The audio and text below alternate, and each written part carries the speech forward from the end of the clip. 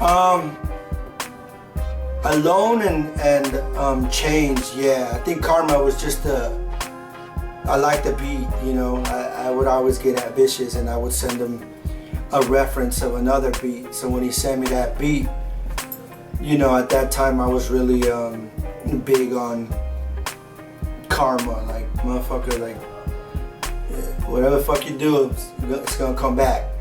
So that's why I said karma for all seasons, but that wasn't really significant.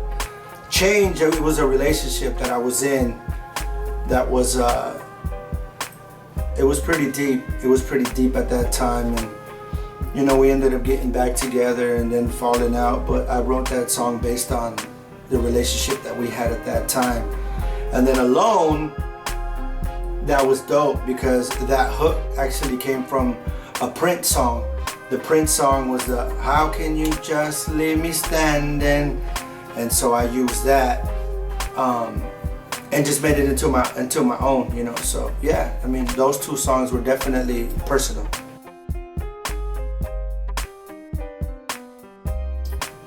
Well, the first time that I ever like got on the mic and like actually recorded, you know, I was a little kid in the neighborhood, and like, you know, there was another dude that I grew up with. His name was Clown from Sherman, and you know, he was a rapper, and you know, he made neighborhood raps, and that's what ignited me, you know, everything. Like I was like, oh man, I want to rap. Like, you know, they were a little bit older, you know, they were like 17, 18. I was like 12 or 11, and I would go up to him when they were in the circle, and I'd be like, hey, you want to rap against me? And you know, he'd be like, come on. So one day he just showed up at my house, and he had this paper, and he had like a rap. He's like, man, practice this. So I practiced it, and then they took me to the local DJ's house, and they played the Genius of Love instrumental, and that's when the Sherman rap was born. And that was the first time that I actually recorded. And the first time that I actually recorded professionally was during the Hollow Point Night Owl Swoop Me Up. We went to Riverside and we recorded a song called Putting Them All in the Panteon at some dude named Jig's house. And that was my first experience in the actual studio. And I was addicted ever since.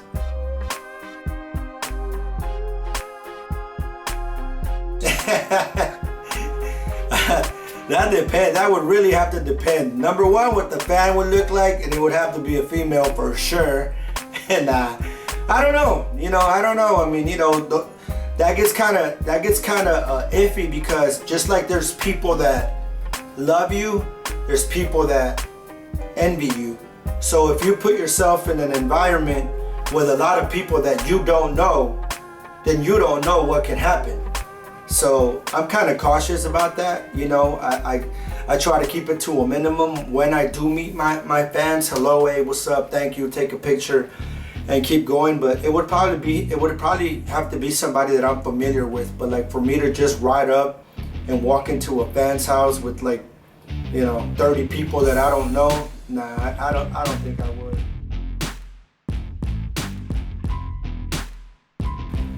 My top 5 MCs of all time, I would have to say it's Scarface, MC Ren for sure,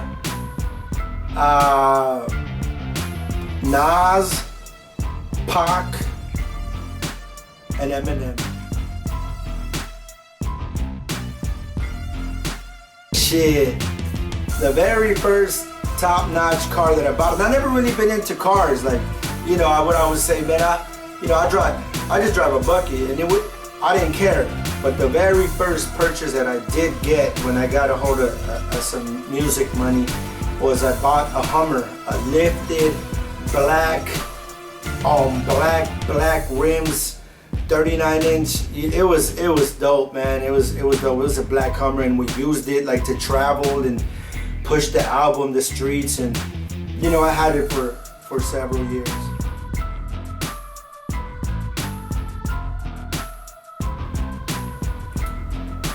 Yeah, for sure. You know, there's a lot of bad deals. You know, the music game is the music game. You know, there was a time where it was just completely different. You know, you would do an album and somebody will come and bring you $40,000, $50,000. You know, so when you're in the hood and you don't have no money and somebody brings you that type of money and they tell you record another one and I'll give you some more. You know, that's why everybody has so many albums, because everybody was getting paid like that. So, you know, I still get profits from some of those albums, not all of them, but most of them. Yeah, and you know, it's a good situation.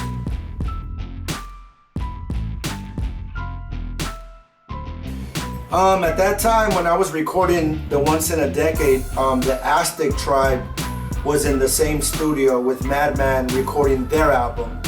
And I met GPA. GPA was there recording his stuff with Brown. And you know, me and GPA really clicked. You know, we became really good friends, and we would hang out outside of music. And you know, he was a big Eazy-E fan, and so was I. And you know, at that time, you know, I was messing around with the whole Eazy-E thing because he had just passed, but I was still talking to the label. So, you know, I was recording the record. He was there one day. I said, man, you want to rock it? And he killed it. You know, GPA is dope.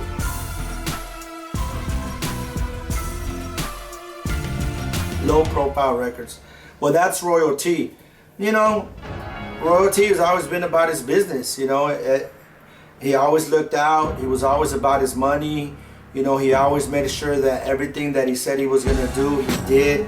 You know, Low Profile just happened to be his label, and he had given me a label deal through Sicko, but it will go through Low Profile. That's why you saw the Low Profile stuff on my albums. But you know, Royalty was a really good businessman. You know, he did a lot of good things.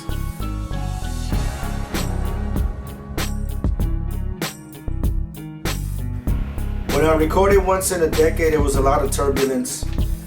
I was breaking up with my first daughter's mom, and you know, that was like the actual first time that I went to a studio by myself with a producer that knew my sound and knew what I was trying to get out, you know, and he knew how I felt, and all I would have to do was be like, man, Children of the Corn, da, na, na, na, na, na, na, and boom, boom, boom, boom, and the beat was done, and I just write, and I go in there and we knocked it out. And you know, we were a good match. You know, mentally we were on the same level. So, you know, it was a dark time, but it was a fun time too. It was a really fun time.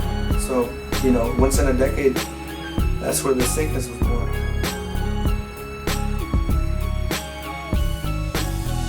You know, just keep them coming. You know, we got a lot of other stuff going on. We're bringing the Latin lockdown back. You know, we're gonna try to we're gonna do it in 2016. We're gonna bring it back. You know, we're gonna travel. We're gonna come to your cities. We're gonna face to face, bring merch, bring, you know, hats, bring stickers, and you know, just get up close and personal. You know, we're recording several projects. You know, Rough Life Records is a big part of where I'm at today. And shout out to Rough Life and my man Rascal, and they gave me a really good deal and looked out for me. And you know, we got the Hooligan coming out, and you know, nothing but good things coming. So stay tuned, and thanks for the questions, y'all.